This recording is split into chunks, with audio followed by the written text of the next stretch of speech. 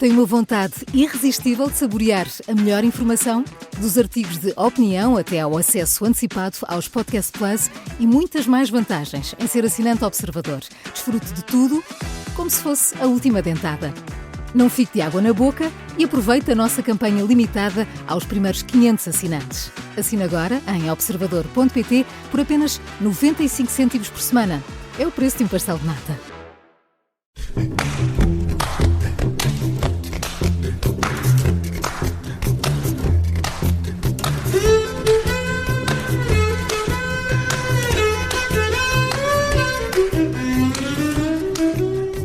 Boa tarde, bem-vindos a mais uma edição do Porque Sim Não É Resposta, com o psicólogo Eduardo Sá. Eu sou o Bruno Vieira Amaral. Hoje vamos pegar aqui num e-mail de uma ouvinte que tem uma pergunta, ou mais do que uma pergunta, muito direta ao Eduardo, porque diz-nos esta ouvinte: na sua vida já ouviu todos os portugueses, as suas dores, os seus medos, as suas aspirações, e pergunta qual será a imagem que o Eduardo tem da sociedade portuguesa, de todos nós, se tivesse que nos caracterizar, como o faria. Boa tarde, Eduardo. Não é uma tarefa fácil, não é um desafio fácil este que nos é colocado por esta ouvinte. Não é de todo. Olá, Bruno. A minha vontade era quase dizer: ui, estou aqui com dificuldades de sinal e não estou a ouvir muito bem. Essa é uma das características dos portugueses, de fugirem às responsabilidades? Não. Eu hoje estava a escutá-lo de manhã. Sim. No Vencedor, E a certa altura uma colega sua estava a dizer que se tivesse que escolher uma palavra para este ano, escolheria a palavra percepção. E eu concordei. E o Bruno concordou, sim, eu lembro. E sabe que eu fiquei a pensar nisso, e não estou a fugir à questão, acredito, porque a determinada altura eu estava a perguntar assim: mas afinal de contas, o que é a realidade se não um conjunto de percepções, não é? Nós estamos sempre a palpar a vida no sentido de perceber quais são os contornos, qual é a textura, como é que ela se manifesta, e no final acaba por ser sempre um conjunto de percepções. E, portanto, eu acho que os portugueses são pessoas bonitas, devo-lhe dizer. Têm algumas coisas que eu acho deliciosas. Têm esta capacidade de conversar sobre as coisas, têm esta capacidade de se expressarem também muito em função de serem latinos e de terem uma relação com o sol e com a vida de uma maneira muito particular.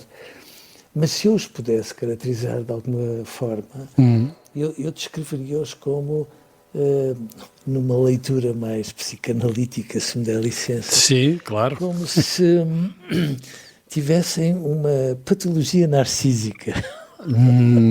Ou seja, chegada a hora da verdade, são muito pouco convictos daquilo que entendem. São batuteiros, às vezes. Vitimizam-se de uma forma única e depois, quando se trata de serem desafiados e reagirem com raiva, e, por exemplo, como o Bruno sabe muito bem, no desporto, no futebol em particular, com as equipas anglo-saxónicas, quando elas de antes nos desafiavam e diziam: tragam o caderno só para irem tomando nota de quem marca os golos. Nós, quando somos desafiados, movidos a raiva, ganhamos a Lisboa porventura dessa maneira também. Movidos a raiva, nós somos pessoas absolutamente fora de lugar, mas temos um amor próprio muitas vezes muito frágil. E depois temos esta ideia claramente narcísica que, o motivo de orgulho é termos inventado a saudade, como se no fundo o resto da humanidade a desconhecesse. Não sentisse. Exatamente. E é como se o melhor do mundo ficasse sempre lá atrás. Ou seja, como se, ao contrário do José Gomes Ferreira, não fôssemos capazes de ter saudades do futuro. E, portanto, este registro que às vezes nos leva a desqualificarmos-nos, a desvalorizarmos-nos e a acharmos que todos os outros, sobretudo aqueles que vivem no mundo aparentemente desenvolvido, são melhores do que nós, é tão característico dos portugueses que eu acho que isto nas aulas de cidadania merecia ser discutido para nos começarmos a ver de uma maneira mais séria, porque de facto, quando é assim, nós desvalorizamos as coisas boas que somos capazes de fazer, mesmo as coisas boas que fizemos ao longo da história e que mereciam o orgulho. E quando uma pessoa vive num registro narcísico, o orgulho parece uma palavra interdita, é quase confundida com vaidade, como se no fundo isso fosse uma coisa que não está ao alcance das pessoas que têm amor próprio. E o amor próprio é, no fundo, isto, o orgulho daquilo que nós, das pessoas que temos na nossa vida, daquilo que fomos capazes de fazer. E o orgulho abre-nos invariavelmente para a esperança, para a humildade, que é uma coisa que às vezes as pessoas narcísicas não conseguem. Parecem só conseguir viver no dia em que estão, quando na verdade nós nunca vivemos no dia em que estamos. Estamos sempre a viver 1, 2, 30 mil dias adiante, como todas as pessoas que fantasiam, imaginam e sonham. E será que por vezes conseguimos juntar o pior dos dois mundos, ou seja, sermos vaidosos, mas ao mesmo tempo com pouco orgulho? Mas o problema é justamente esse, Bruno, porque muitas vezes nós somos vaidosos e envergonhados.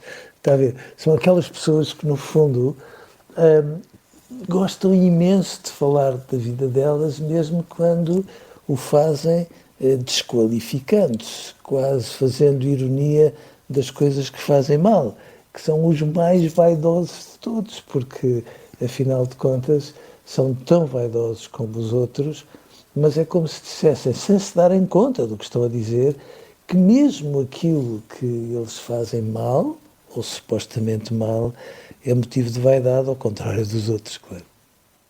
Mas somos assim tão insensíveis às nossas virtudes? Não reparamos nas nossas... Ou somos maus a promover as nossas virtudes? Eu acho que somos distraídos em relação às nossas virtudes, sabe? Porque nós temos uma história de coisas muito bonitas. Sejamos razoáveis, independentemente de todos os sobressaltos, as páginas às vezes mais sombrias, que inevitavelmente também acontecem nestes processos. Eu acho que é absolutamente fantástico que um povo desta dimensão tenha atravessado os oceanos, que são espaços inacreditavelmente grandes, uma espécie de meios de transporte de uma fragilidade digna de um barco de papel, e tivéssemos sido capazes de colonizar países como o Brasil, que é um continente, literalmente, e mantê-lo unido até hoje. E, portanto, nós fizemos coisas muito bonitas e fizemos coisas, curiosamente, à boleia daquilo que nós fazemos bem, que é irmos atrás de uma convicção, trabalharmos muito para isso, estudarmos para isso e depois termos a ousadia de nos transformarmos nesse registro. E às vezes nós não fazemos nada disso e, portanto, acabamos por nos... Nem é tanto por nos promovermos mal, acabamos por ter uma percepção, ou temos a percepção muito constipada, muito sombria, muito desqualificada das coisas que nós somos capazes de fazer.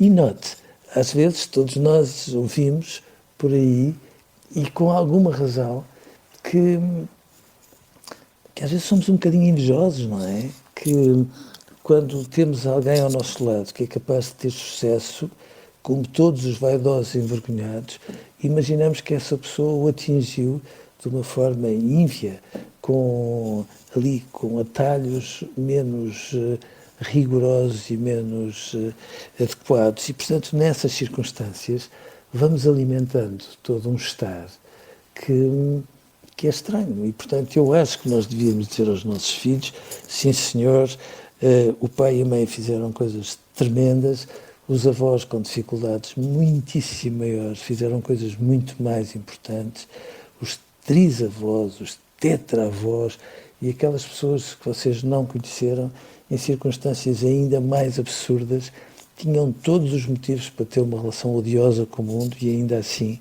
foram-nos educando para a bondade, para a ousadia, para a curiosidade, para o crescimento, e tudo isso merece admiração.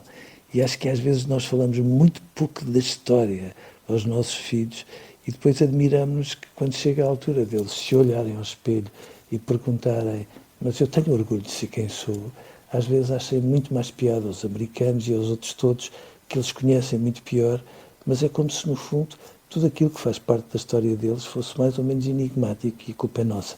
Eu acho que, devo dizer, eu acho que isto vai parecer, sei lá, excessivamente conservador, mas paciência.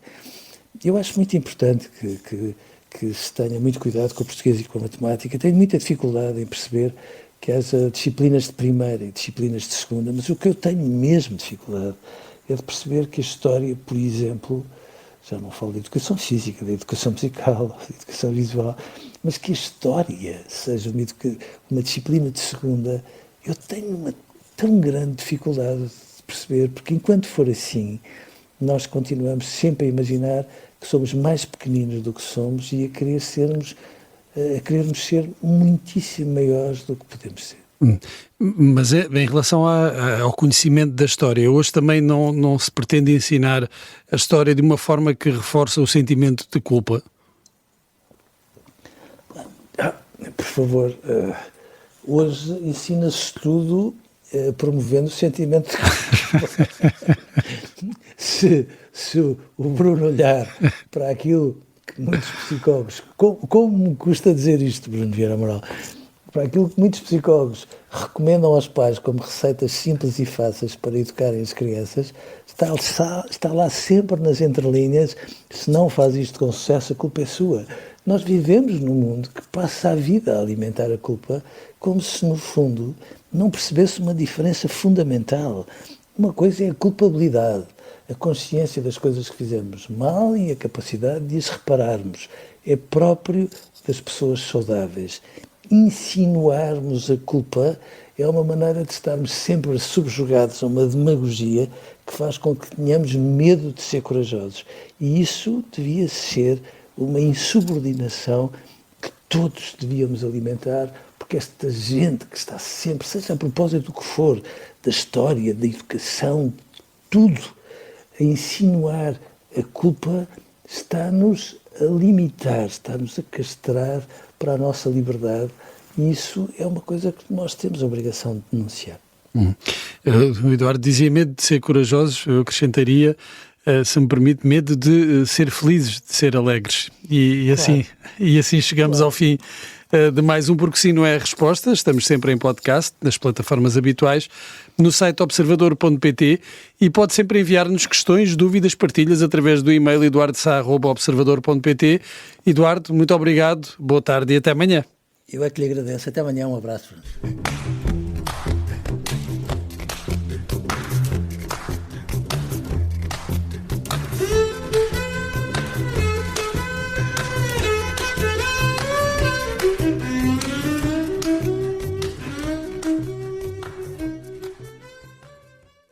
Se gostar deste podcast, pode seguir, dar 5 estrelas e comentar o episódio na Apple Podcasts ou no Spotify.